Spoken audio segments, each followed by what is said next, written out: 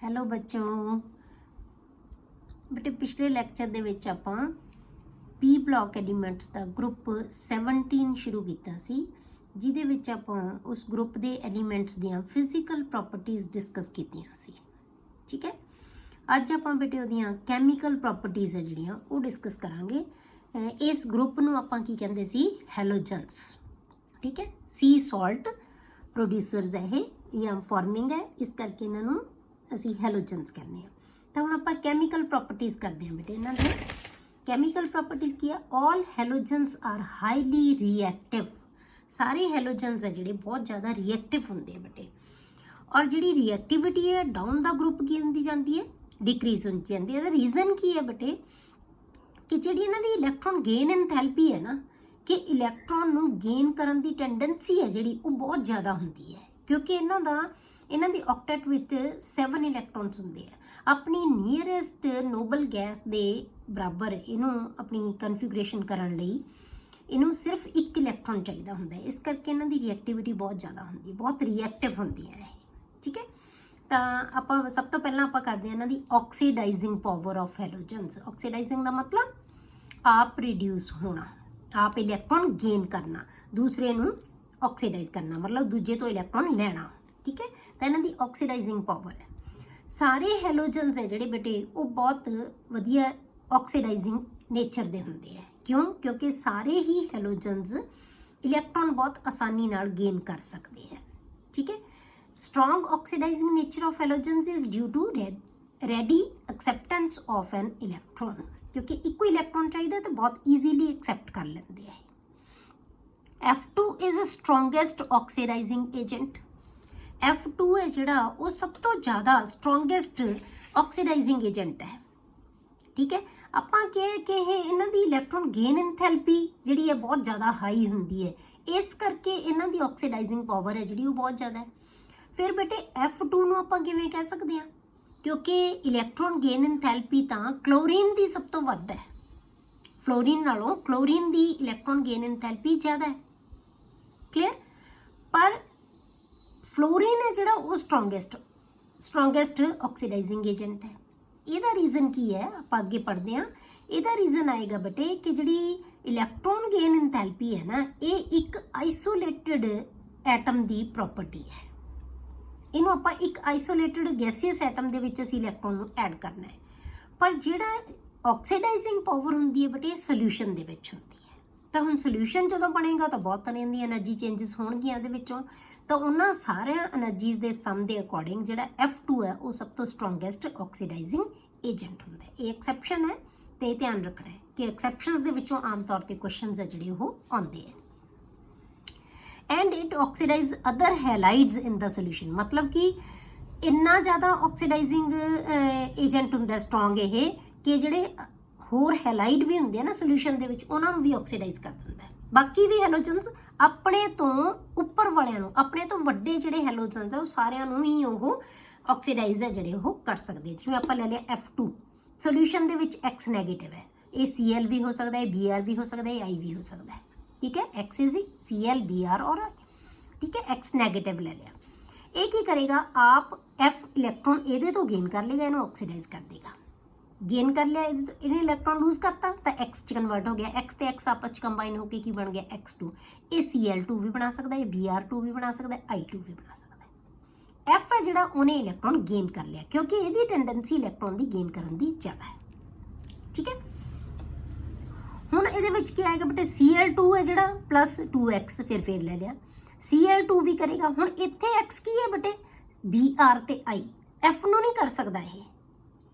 ठीक है, F ਨੂੰ ਨਹੀਂ ਇਹ ਆਕਸੀਡਾਈਜ਼ ਕਰ ਸਕਦਾ, ਆਪਣੇ ਤੋਂ ਵੱਡੇ ਹੈਲੋਜਨ ਹੈ ਜਿਹੜਾ ਉਹਨੂੰ ਆਕਸੀਡਾਈਜ਼ ਕਰ ਸਕਦਾ ਹੈ।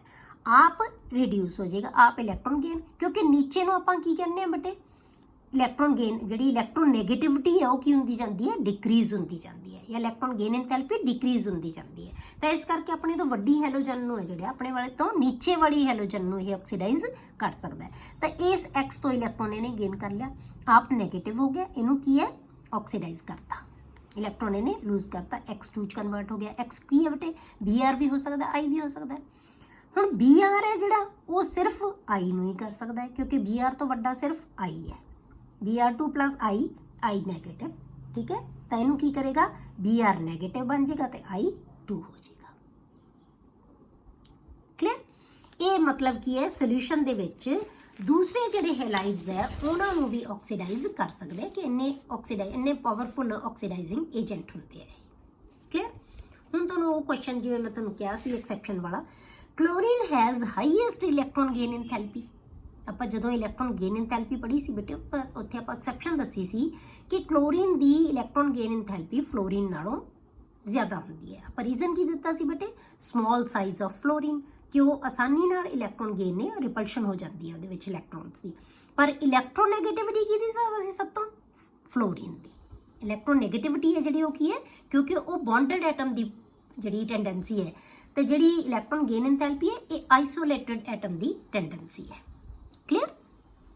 ਸੋ chlorine atom have maximum tendency to accept electron, ਕਿਉਂਕਿ ਇਹਦੀ ਗੇਨ ਇਨਥੈਲਪੀ ਸਭ ਤੋਂ ਜ਼ਿਆਦਾ ਹੈ, ਇਸ ਕਰਕੇ ਇਲੈਕਟ੍ਰੋਨ ਨੂੰ ਐਕਸੈਪਟ ਕਰਨ ਦੀ ਟੈਂਡੈਂਸੀ ਵੀ ਇਹਦੀ ਕੀ ਹੈ, ਸਭ ਤੋਂ ਜ਼ਿਆਦਾ ਹੈ, ਮੈਕਸਿਮਮ ਟੈਂਡੈਂਸੀ ਇਹਦੀ। So chlorine is expected to be strongest oxidising agent. ਤੇ ਇਸ ਕਰਕੇ ਅਸੀਂ ਐਕਸਪੈਕਟ ਕਰਦੇ ਹਾਂ ਕਿ ਜਿਹੜੀ ਕਲੋਰੀਨ ਹੈ ਉਹ ਸਭ ਤੋਂ ਸਟਰੋਂਗੈਸਟ ਆਕਸੀਡਾਈਜ਼ਿੰਗ ਏਜੰਟ ਹੋਣਾ ਚਾਹੀਦਾ ਹੈ, ਅਸੀਂ ਇਹ ਐਕਸਪੈਕਟ ਕਰਦੇ ਹਾਂ। But it is not, because electron gain enthalpy is the property of isolated atom in the gaseous state। एक isolated atom ਦੀ property ਹੈ, ਜਿਵੇਂ ਆਪਾਂ ਲਿਖ ਦਈਏ x plus electron gives x negative, ਤੇ ਇਹਨੂੰ ਕਵਾਂਗੇ ਅਸੀਂ electron gain enthalpy, delta EGH electron gain enthalpy। ਤਾਂ ਇਹ એનર્ਜੀ ਹੈ ਜਿਹੜੀ ਰਿਲੀਜ਼ ਹੋਏਗੀ ਜਦੋਂ ਇਹ ਸਪੀਸ਼ੀਜ਼ ਇਲੈਕਟ੍ਰੋਨ ਐਕਸੈਪਟ ਕਰੇਗੀ, ਇਹਨੂੰ ਅਸੀਂ electron gain enthalpy ਕਹਿੰਦੇ ਹਾਂ। But however oxidizing power of halogens is a property in solution। पर ये solution ਦੇ ਵਿੱਚ property है। ਇਹ ਕਿਵੇਂ ਬਣੇਗਾ ਬੇਟੇ, ਕੋਈ ਵੀ ਹੈਲੋਜਨ ਲੈ ਲਓ, ਉਹਨੇ ਇਲੈਕਟ੍ਰੋਨ ਗੇਨ ਕਰਨਾ ਹੈ, ਪਰ ਨਾਲ ਕੀ ਉਹਦੇ ਵਾਟਰ ਪ੍ਰੈਜ਼ੈਂਟ ਹੈ ਬੇਟੇ, ਕਿਉਂਕਿ ਸੋਲੂਸ਼ਨ ਚ ਹੈ n ਵਾਟਰ ਮੋਲੀਕਿਊਲਸ ਦੇ ਵਿੱਚ ਦੀ ਪ੍ਰੈਜ਼ੈਂਸ ਦੇ ਵਿੱਚ। ਇਹ ਸੋਲਿਡ ਵੀ ਹੋ ਸਕਦਾ, ਲਿਕੁਇਡ ਵੀ ਹੋ ਸਕਦਾ, ਗੈਸ ਵੀ ਹੋ ਸਕਦਾ। ਇਹ x ਨੈਗੇਟਿਵ ਕਨਵਰਟ ਕਰ ਦੇਗਾ, ਪਰ ਇਹ ਐਕੁਅਸ ਬਣ ਜਾਏਗਾ ਬੇਟੇ। ਇਹ ਜੋ ਮਰਜ਼ੀ ਹੋਵੇ, ਚਾਹੇ ਇਹ ਸੋਲਿਡ ਹੋਵੇ, ਚਾਹੇ ਲਿਕੁਇਡ ਹੋਵੇ, ਚਾਹੇ ਗੈਸ ਹੋਵੇ, ਕੱਚ ਕਨਵਰਟ ਹੋ ਜਾਣਾ ਇਹਨੇ ਐਕੁਅਸ 'ਚ। ਹੁਣ ਗੈਸ ਤੋਂ ਜਾਂ ਸੋਲਿਡ ਤੋਂ ਜਾਂ ਲਿਕੁਇਡ ਤੋਂ ਅਸੀਂ ਐਕੁਅਸ ਬਣਾਉਣ ਵਾਸਤੇ ਕਿਹੜੇ ਸਟੈਪਸ ਆਉਂਦੇ ਆ ਬੇਟੇ ਸਾਨੂੰ, ਤੇ ਇਹ ਆਪਾਂ ਜੇ ਤੁਹਾਨੂੰ ਯਾਦ ਹੋਵੇ ਬੇਟੇ, ਆਪਾਂ +1 ਦੇ ਵਿੱਚ ਬੌਰਨ ਹੈਬਰ ਸਾਈਕਲ ਕੀਤਾ ਸੀਗਾ ਕਿ ਮੋਲੀਕਿਊਲ ਕਿਵੇਂ ਬਣਦਾ ਹੈ, ਠੀਕ ਹੈ। ਉਹੀ ਸਟੈਪਸ ਇਹਦੇ ਵਿੱਚ ਆਪਾਂ ਡਿਸਕਸ ਕਰਾਂਗੇ। ਹੁਣ ਆਪਾਂ ਦੇਖਦੇ ਹਾਂ ਬੇਟੇ ਕਿ ਗੈਸੀਅਸ ਜੇ ਆਪਾਂ F2 ਜਾਂ Cl2 ਲੈਣਾ, ਉਹਨੂੰ ਆਪਾਂ ਕਿਵੇਂ ਐਕਸਪ੍ਰੈਸ ਕਰਾਂਗੇ ਇਸ ਪ੍ਰੋਸੈਸ ਨੂੰ ਪੂਰੀ ਨੂੰ, ਜਿਹੜੀ ਆਹ ਵਾਲੀ ਪ੍ਰੋਸੈਸ ਹੈ ਇਹਨੂੰ ਆਪਾਂ ਕਿਵੇਂ ਐਕਸਪ੍ਰੈਸ ਕਰਦੇ ਹਾਂ। ਆਪਾਂ ਲੈ ਲਿਆ ਬੇਟੇ x2, ਉਹਦਾ ਹਾਫ ਲੈ ਲਿਆ, ਕਿਉਂਕਿ ਸਾਨੂੰ ਇੱਕੋ ਹੀ x ਚਾਹੀਦਾ, ਦੋ ਨਹੀਂ ਚਾਹੀਦੇ, ਇੱਕ ਚਾਹੀਦਾ, ਇਸ ਕਰਕੇ ਅਸੀਂ ਹਾਫ ਮੋਲੀਕਿਊਲ ਲੈ ਲਿਆ। x2 gives x gaseous, ਕਿਉਂ, ਕਿਉਂਕਿ ਜਦੋਂ ਵੀ ਕਿਸੇ ਸਪੀਸ਼ੀਜ਼ ਨੇ ਇਲੈਕਟ੍ਰੋਨ ਗੇਨ ਕਰਨਾ ਹੈ, ਆਪਾਂ ਕੀ ਕਿਹਾ, ਜਦੋਂ ਇਲੈਕਟ੍ਰੋਨ ਗੇਨ ਕਰਨਾ ਹੈ ਤਾਂ ਉਹ ਗੈਸੀਅਸ ਸਟੇਟ ਦੇ ਵਿੱਚ ਹੋਣੀ ਚਾਹੀਦੀ ਹੈ। ਇਲੈਕਟ੍ਰੋਨ ਗੇਨ ਐਂਥੈਲਪੀ ਕਿਹਨੂੰ ਕਹਿੰਦੇ ਆ, enthalpy change when electron is added to the gaseous state of an isolated atom, ਠੀਕ ਹੈ। ਇਹਦੀ ਆਪਾਂ ਗੈਸੀਅਸ ਸਟੇਟ ਦੇ ਵਿੱਚ ਕਨਵਰਟ ਕਰਨਾ ਹੈ, ਤਾਂ ਜਦੋਂ ਆਪਾਂ x2 ਨੂੰ ਗੈਸੀਅਸ ਸਟੇਟ ਦੇ ਵਿੱਚ ਕਨਵਰਟ, ਆਪਾਂ ਇਹਨੂੰ ਤੋੜਾਂਗੇ x2 ਨੂੰ, ਤਾਂ ਆਪਾਂ ਕੀ ਕਰਾਂਗੇ ਬੇਟੇ, ਇਹਦੇ ਬੌਂਡ ਨੂੰ ਤੋੜਨਾ ਪਏਗਾ, ਤਾਂ ਹੀ ਸਾਨੂੰ x ਆਏਗਾ ਨਾ, ਠੀਕ ਹੈ। ਤਾਂ ਜੇ ਇਹਨੂੰ ਆਪਾਂ ਤੋੜਾਂਗੇ ਬੌਂਡ ਨੂੰ, ਤਾਂ ਸਾਨੂੰ ਕੀ ਦੇਣੀ ਪਏਗੀ ਬੇਟੇ, ਬੌਂਡ ਡਿਸੋਸੀਏਸ਼ਨ ਐਂਥੈਲਪੀ, ਠੀਕ ਹੈ, ਬੌਂਡ ਡਿਸੋਸੀਏਸ਼ਨ ਐਂਥੈਲਪੀ। ਹੁਣ ਬੌਂਡ ਡਿਸੋਸੀਏਸ਼ਨ ਐਂਥੈਲਪੀ ਕੀ ਹੈ, ਕਿ ਜੇ ਅਸੀਂ ਉਹ ਐਂਥੈਲਪੀ ਜੇ ਅਸੀਂ x ਤੇ x ਦੇ ਬੌਂਡ ਨੂੰ ਬ੍ਰੇਕ ਕਰਨਾ ਹੈ, ਆ ਬੌਂਡ ਨੂੰ ਤੋੜਨ ਵਾਸਤੇ ਸਾਨੂੰ ਜਿੰਨੀ એનર્ਜੀ ਚਾਹੀਦੀ ਹੈ ਉਹਨੂੰ ਆਪਾਂ ਕੀ ਕਹਿੰਦੇ ਆ, ਬੌਂਡ ਡਿਸੋਸੀਏਸ਼ਨ ਐਂਥੈਲਪੀ। ਤਾਂ ਇੱਕੋ ਹੀ x ਚਾਹੀਦਾ, ਤਾਂ ਜਿੰਨੀ એનર્ਜੀ ਚਾਹੀਦੀ ਹੈ ਉਹਦਾ ਅਸੀਂ ਹਾਫ ਕਰ ਦਾਂਗੇ। ਕਲੀਅਰ। ਤਾਂ ਕੀ ਆ ਗਿਆ, ਹਾਫ ਬੌਂਡ ਡਿਸੋਸੀਏਸ਼ਨ ਐਂਥੈਲਪੀ ਗਿਵਸ x। ਇਹ ਸਾਡੇ ਕੋਲ ਇੱਕ x ਆ ਗਿਆ। ਹੁਣ ਆਪਾਂ ਇਸ x ਦੇ ਵਿੱਚ ਬੇਟੇ ਇਲੈਕਟ੍ਰੋਨ ਐਡ ਕਰਨਾ ਹੈ, ਤਾਂ x ਨੈਗੇਟਿਵ ਬਣਾਏਗਾ।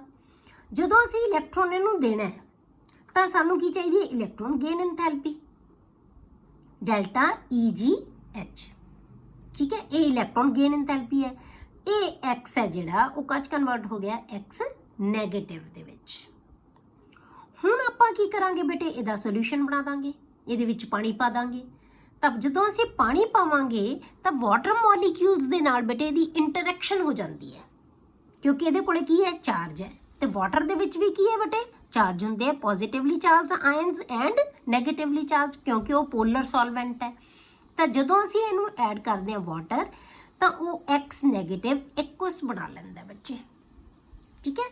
ਤਾਂ ਜਿੰਨੀ એનર્ਜੀ ਰਿਲੀਜ਼ ਹੋਏਗੀ ਇਹਦੇ ਬਣਨ ਨਾਲ, ਕਿਉਂਕਿ ਵਾਟਰ ਦੇ ਨਾਲ ਇਹ ਇੰਟਰੈਕਟ ਕਰ ਲੈਂਦਾ ਬੇਟੇ, ਜੇ ਇੰਟਰੈਕਸ਼ਨ ਇਹਦੀ ਹੋ ਜਾਂਦੀ ਹੈ ਤਾਂ ਫਿਰ એનર્ਜੀ ਰਿਲੀਜ਼ ਹੋਏਗੀ, ਮਤਲਬ ਕਿ ਇਹਦੀ ਸਟੇਬਿਲਿਟੀ ਵਧੇਗੀ। ਤਾਂ ਉਸ ਰਿਲੀਜ਼ਡ એનર્ਜੀ ਨੂੰ ਆਪਾਂ ਕੀ ਕਹਿੰਦੇ ਆ ਬੇਟੇ, ਹਾਈਡਰੇਸ਼ਨ ਐਂਥੈਲਪੀ।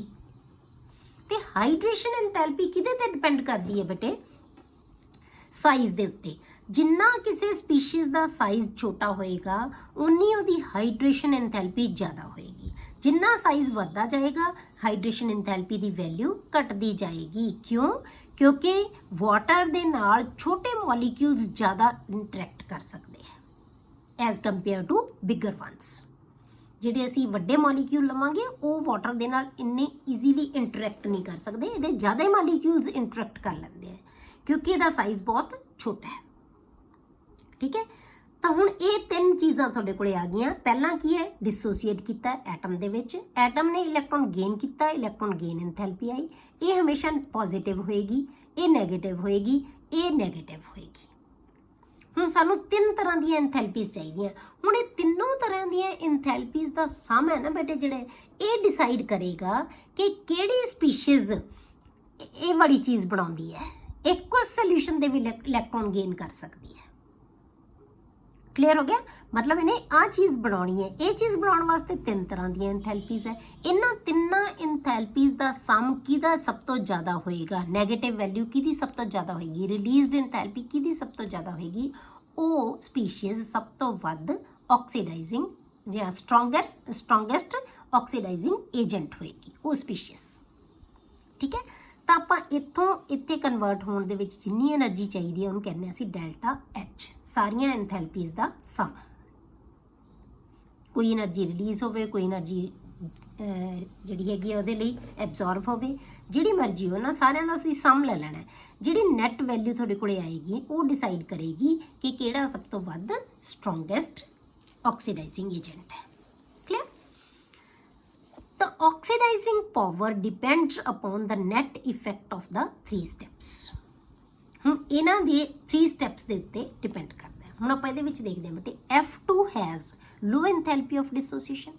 F2 ਦੀ ਇੰਥੈਲਪੀ ਹੈ ਜਿਹੜੀ ਉਹ ਕੀ ਹੈ, ਡਿਸੋਸੀਏਸ਼ਨ ਇੰਥੈਲਪੀ F2 ਦੀ ਆਪਾਂ ਡਿਸਕਸ ਕੀਤਾ ਸੀ ਬੇਟੇ, ਕਿਉਂਕਿ ਸਾਈਜ਼ ਛੋਟਾ ਹੁੰਦਾ ਹੈ, ਇਲੈਕਟ੍ਰੋਨ ਜ਼ਿਆਦਾ ਹੁੰਦੇ ਹੈ, ਇਲੈਕਟ੍ਰੋਨ ਇੱਕ ਦੂਜੇ ਨੂੰ ਰਿਪੈਲ ਕਰਦੇ ਹੈ, ਰਿਪੈਲ ਕਰਨ ਨਾਲ ਬੌਂਡ ਲੈਂਥ ਵੱਧ ਜਾਂਦੀ ਹੈ।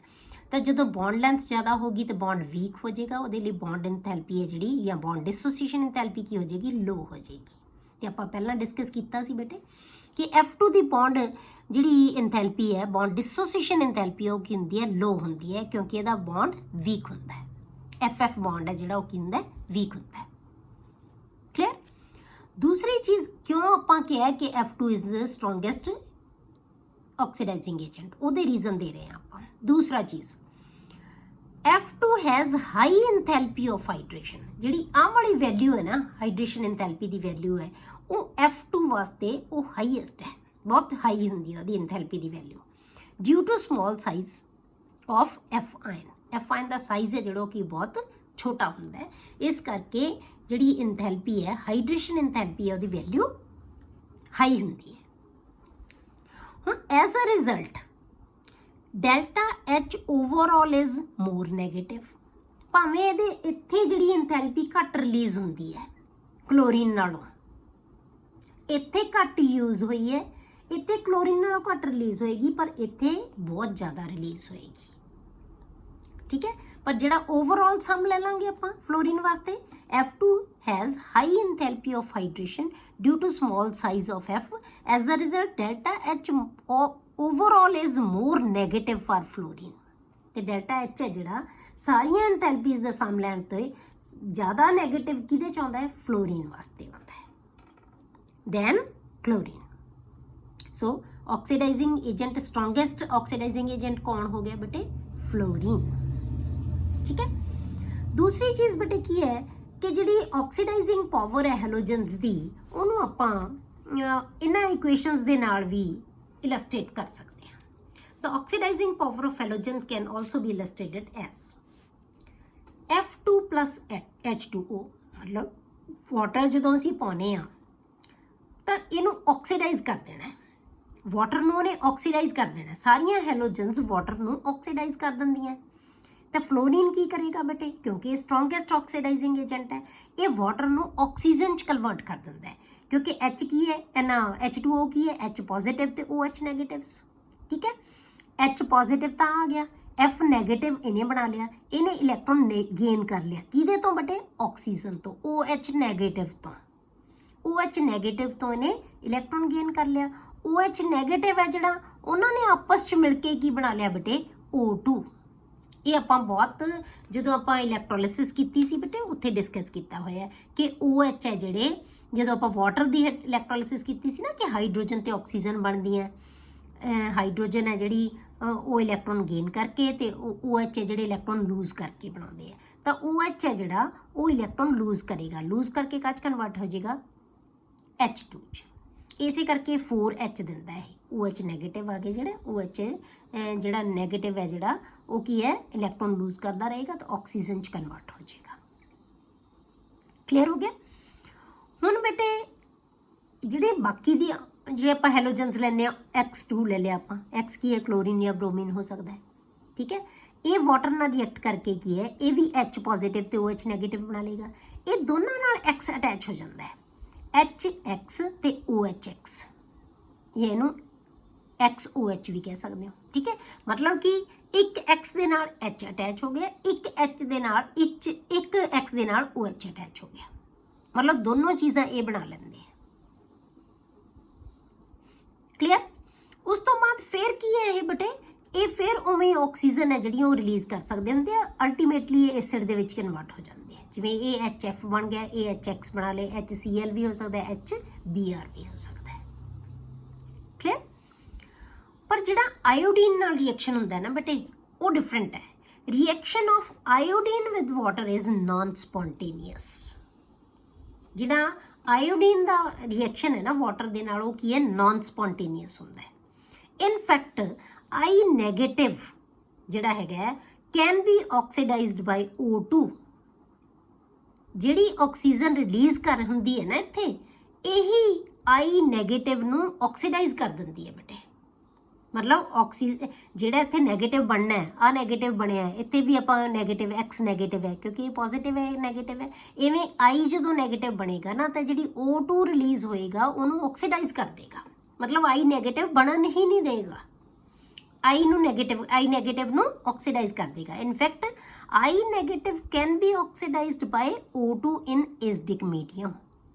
ਐਸਿਡਿਕ ਮੀਡੀਅਮ ਤਾਂ ਹੈ ਬੇਟੇ ਕਿ H ਆਇਨ ਤਾਂ ਪ੍ਰੈਜ਼ੈਂਟ ਹੈਗੇ ਹੀ ਹੈਗੇ, ਤਾਂ ਮੀਡੀਅਮ ਕੀ ਹੈ, ਐਸਿਡਿਕ ਹੈ। ਤਾਂ O2 ਦੇ ਨਾਲ ਮਤਲਬ ਕੀ ਹੈ, ਜਿਹੜਾ ਰਿਐਕਸ਼ਨ ਫਾਰਵਰਡ ਡਾਇਰੈਕਸ਼ਨ ਦੇ ਵਿੱਚ F ਨਾਲ ਹੋ ਰਿਹਾ ਹੈ ਨਾ, F2 ਨਾਲ ਹੋ ਰਿਹਾ ਸੌਰੀ, ਉਹੀ ਰਿਐਕਸ਼ਨ ਬੈਕਵਰਡ ਡਾਇਰੈਕਸ਼ਨ ਦੇ ਵਿੱਚ ਹੋ ਜਾਂਦਾ ਹੈ I ਦੇ ਨਾਲ। ਹੁਣ ਇੱਥੇ I2 ਮਤਲਬ ਕੀ ਹੈ, ਆਪਾਂ ਆਹ ਚੀਜ਼ ਬਣਾਉਂਦੇ ਆ, ਜਦੋਂ I ਇਹ ਬਣੇਗਾ ਇੱਥੇ I ਨੈਗੇਟਿਵ ਬਣੇਗਾ, ਆਹੀ ਚੀਜ਼ ਬਣ ਗਈ, I ਨੈਗੇਟਿਵ ਬਣ ਗਿਆ, O2 ਬਣ ਗਿਆ, H ਪੋਜ਼ਿਟਿਵ ਬਣ ਗਿਆ, ਆਹੀ ਚੀਜ਼ ਬਣ ਗਈ ਨਾ। ਜੇ ਆਪਾਂ F2 ਦੀ ਥਾਂ ਤੇ ਆਪਾਂ I2 ਲੈ ਲਈਏ ਇੱਥੇ, ਤਾਂ ਇਹ ਨੈਗੇਟਿਵ ਬਣਾਏਗਾ, I ਨੈਗੇਟਿਵ ਆ ਗਿਆ, H ਪੋਜ਼ਿਟਿਵ ਆ ਗਿਆ ਤੇ O2 ਆ ਗਿਆ, ਇਹੀ ਰਿਐਕਸ਼ਨ ਬਣੇਗਾ। ਇਹ ਨਾਲ ਦੀ ਨਾਲ O2 ਹੈ ਨਾ ਜਿਹੜਾ ਇੱਥੇ, ਜਿਹੜਾ I2 ਬਣੇਗਾ ਉਹਨੂੰ ਆਕਸੀਡਾਈਜ਼ ਕਰ ਦਿੰਦਾ ਹੈ, ਤਾਂ ਆ ਪੁੱਠਾ ਰਿਐਕਸ਼ਨ ਚੱਲ ਪੈਂਦਾ ਹੈ। ਮਤਲਬ ਹੁਣ ਆਪਾਂ ਉਲਟ ਰਿਐਕਸ਼ਨ ਲਿਖ ਦਾਂਗੇ ਇਹਦਾ। ਸੇਮ ਰਿਐਕਸ਼ਨ ਇੱਥੇ I ਨੈਗੇਟਿਵ ਦੇਖੋ, O2 ਪਲਸ H ਪੋਜ਼ਿਟਿਵ, ਇਹ ਰਿਐਕਟ ਕਰਕੇ ਕੀ ਬਣਾ ਦਿੰਦੇ ਆ ਬੇਟੇ, I2 F2, ਜਿੱਥੇ ਆਪਾਂ I ਲੈ ਲਈਏ I2 ਬਣ ਗਿਆ ਪਲਸ ਵਾਟਰ ਮੋਲੀਕਿਊਲ। ਕਲੀਅਰ ਹੋ ਗਿਆ। ਉਲਟ ਰਿਐਕਸ਼ਨ ਹੈ ਜਿਹੜਾ ਉਹ ਹੋ ਜਾਂਦਾ ਹੈ ਜਦੋਂ I ਦੇ ਨਾਲ ਹੈ। I ਹੈ ਜਿਹੜਾ ਆਕਸੀਜਨ ਦੀ ਪ੍ਰੈਜ਼ੈਂਸ ਦੇ ਵਿੱਚ I ਨੈਗੇਟਿਵ ਹੈ ਨਾ ਜਿਹੜਾ ਬੇਟਾ, ਉਹ ਕੀ ਹੋ ਜਾਂਦਾ ਹੈ, ਆਕਸੀਡਾਈਜ਼ ਹੋ ਜਾਂਦਾ ਹੈ। ਕਲੀਅਰ ਹੋ ਗਿਆ। ਅੱਗੇ ਆਪਾਂ ਬੇਟੇ ਕਰਦੇ ਹਾਂ ਰਿਐਕਟਿਵਿਟੀ ਵਿਦ ਹਾਈਡਰੋਜਨ। ਹੁਣ ਹਾਈਡਰੋਜਨ ਦੇ ਨਾਲ ਇਹਦੀ ਕਿਵੇਂ ਰਿਐਕਟਿਵਿਟੀ ਹੁੰਦੀ ਹੈ, ਹਾਈਡਰੋਜਨ ਨਾਲ ਕਿਵੇਂ ਰਿਐਕਟਿਵਿਟੀ ਇਹਦੀ ਹੁੰਦੀ ਹੈ। ਕੋਈ ਵੀ ਸਪੀਸ਼ੀਜ਼ ਹੈ, ਕੋਈ ਵੀ ਹੈਲੋਜਨ ਹੈ, ਜਦੋਂ ਹਾਈਡਰੋਜਨ ਨਾਲ ਜਦੋਂ ਰਿਐਕਟ ਕਰੇਗਾ ਤਾਂ ਉਹਨੂੰ ਅਸੀਂ ਕੀ ਕਹਿੰਦੇ ਆ, ਹਾਈਡਰੋਜਨ ਹੈਲਾਈਡ। ਕੋਈ ਵੀ ਹੈਲੋਜਨ ਹੈ, they all react with hydrogen to give hydrogen halides. ਤਾਂ ਹਾਈਡਰੋਜਨ ਹੈਲਾਈਡਸ ਬਣਾ ਲੈਂਦੇ ਆ, ਜਿਵੇਂ H2 plus X2 gives HX, ਤੇ ਹਾਈਡਰੋਜਨ ਦਾ ਹੈਲਾਈਡ ਬਣ ਗਿਆ। ਠੀਕ ਹੈ, ਤੇ X ਕੀ ਹੋ ਸਕਦਾ, ਫਲੋਰੀਨ, ਕਲੋਰੀਨ, ਬ੍ਰੋਮੀਨ, ਆਇਓਡੀਨ, ਕੁਝ ਵੀ ਹੋ ਸਕਦਾ ਹੈ।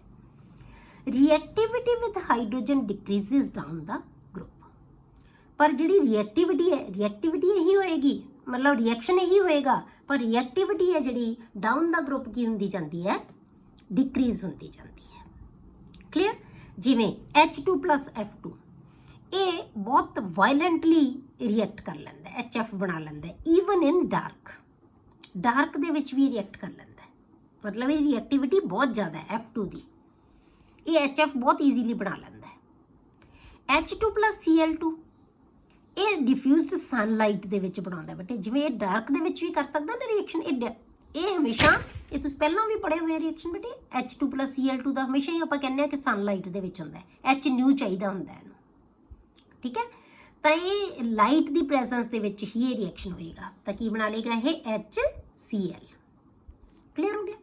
Br2 ਹੈ ਬੇਟੇ, ਇਹ ਰਿਐਕਟ ਕਦੋਂ ਕਰੇਗਾ, ਹਾਈਡਰੋਜਨ ਨਾਲ ਹੀਟ ਕਰਨ ਤੇ, ਮਤਲਬ ਰਿਐਕਟਿਵਿਟੀ ਡਿਕਰੀਜ਼ ਹੁੰਦੀ ਜਾਂਦੀ ਹੈ। ਇਹ ਡਾਰਕ ਦੇ ਵਿੱਚ ਵੀ ਕਰ ਸਕਦਾ ਹੈ, ਇਹ ਲਾਈਟ ਦੇ ਵਿੱਚ ਕਰੇਗਾ, ਇਹ ਹੀਟ ਕਰਨ ਤੇ HBr ਬਣਾਏਗਾ। ਪਰ ਜਿਹੜਾ I2 ਹੈ ਨਾ, ਇਹ ਹੀਟ ਵੀ ਕਰਨਾ ਪਏਗਾ ਤੇ ਨਾਲ ਸਾਨੂੰ ਉਹਦੇ ਕੈਟਾਲਿਸਟ ਵੀ ਚਾਹੀਦਾ ਬੇਟੇ। H2 plus I2 ਇਹਨੂੰ ਹੀਟ ਵੀ ਕਰਾਂਗੇ ਤਾਂ ਨਾਲ ਸਾਨੂੰ ਕੀ ਚਾਹੀਦਾ, ਕੈਟਾਲਿਸਟ ਚਾਹੀਦਾ, PT ਜਾਂ ਪਲੈਟੀਨਮ ਲੈ ਕੇ ਆਪਾਂ ਉਹਦੀ ਪ੍ਰੈਜ਼ੈਂਸ ਦੇ ਵਿੱਚ ਕਰਾਂਗੇ ਤਾਂ ਇਹ ਕੀ ਹੈ, HI। ਕਲੀਅਰ ਹੋ ਗਿਆ। ਕੈਟਾਲਿਸਟ ਤੋਂ ਬਿਨਾ ਇਹ ਰਿਐਕਟ ਨਹੀਂ ਕਰੇਗਾ। ਠੀਕ ਹੈ, ਇਹ ਆ ਗਈ ਬੇਟੇ ਰਿਐਕਟਿਵਿਟੀ ਵਿਦ ਹਾਈਡਰੋਜਨ। ਹੁਣ ਆਪਾਂ ਬੇਟੇ ਇਹਨਾਂ ਦੇ ਹੈਲਾਈਡਸ ਜਿਹੜੀਆਂ ਪ੍ਰੋਪਰਟੀਜ਼ ਆਪਾਂ ਕਰਨੀਆਂ, ਇਹਨਾਂ ਦੇ ਹੈਲਾਈਡਸ ਦੀਆਂ, ਹਾਈਡਰੋਜਨ ਹੈਲਾਈਡਸ ਦੀਆਂ, ਇਹ ਬਹੁਤ ਇੰਪੋਰਟੈਂਟ ਪ੍ਰੋਪਰਟੀਜ਼ ਹੈ। ਇਹ ਆਪਾਂ ਇਹਦੀਆਂ ਪ੍ਰੋਪਰਟੀਜ਼ ਬੇਟੇ ਨੈਕਸਟ ਲੈਕਚਰ ਦੇ ਵਿੱਚ ਡਿਸਕਸ ਕਰਾਂਗੇ।